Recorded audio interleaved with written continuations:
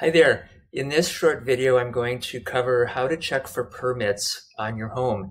So part of the inspection does involve making sure that all your permits have been properly pulled and closed out over the course of the time that you've owned your house. And the inspector is actually going to do a little bit of pre-homework before they come to your house. And that homework will be to check for your permits. So basically, I'm going to show you just how to do it right here. And to do that, we're going to log into the city website, cityofrichfield.gov. If you go into go into businesses, look for permits, inspections, and licenses. Go down to e-permits, click on that. And then what we're going to do is search for permit. And this will basically be able to give you any and all permits that have been pulled on your home over the course of time. So I'm just going to hit one that I am aware of. Let's go try that one. And it'll move me over here so we can look at this.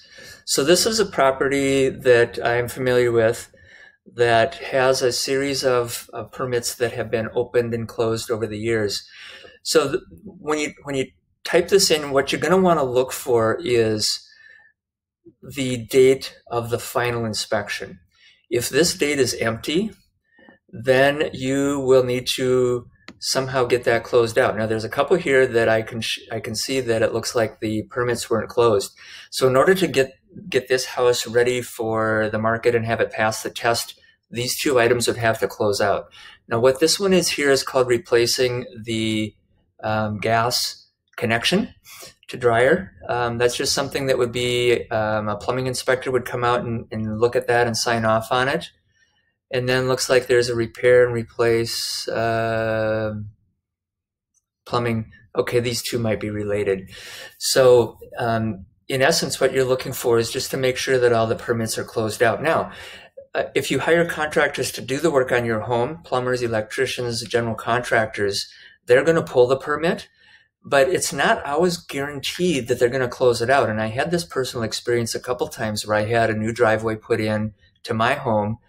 Very reputable company did it, pulled the permit, but in the end, they just maybe forgot to close it out.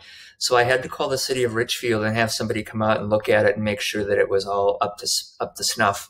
And they did sign off on it. The city of Richfield might be able to do that, or you might want to get the contractor who did the work back out there and make sure that everything is clear to go. The other thing that is important to note with regards to permits is, as a homeowner who, and this is the home you live in, it's not a rental property, it would be actually the house you live in, you as a homeowner can pull plumbing and electrical permits. Even if you have a plumber or an electrician help you out with your project, as long as the permit is pulled and as long as the inspector is able to confirm that the work was done properly and to current code, you can do that. The cost of pulling a permit is something like about 50 bucks. And if you're handy yourself and you want to just change out a light fixture or what have you, you can do that. I am not handy, and so I like to have the professionals do the work and get the permits signed off. The other thing to note here is with regards to furnaces. If your furnace is over 20 years old, the city, as part of the point of sale inspection, is going to require what they call a certification. And you would just simply hire an HVAC company. There are many of them out there. And they would come out and check your furnace for any carbon monoxide leaks, make sure the burner is burning correctly, there isn't that cracked heat exchanger or anything that would pose an immediate danger as it relates to the furnace. There's also, the HVAC contractor will, this isn't something that requires a permit, but there's a certification form that they'll need to fill out. That's part of what they can obtain at the city. So just with permits, just to know, close them out, double check them. If your furnace is older than 20 years, get it certified, and you should be good to go.